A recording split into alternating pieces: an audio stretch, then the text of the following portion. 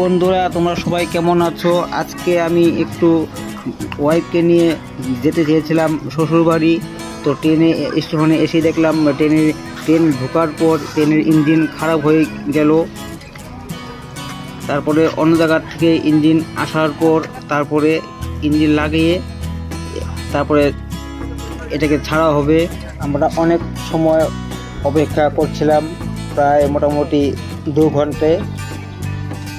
ঘন্টা অপেক্ষা করার পর তারপর অন্য একটা ইঞ্জিন চলে আসলো খবর দেওয়ার জন্য।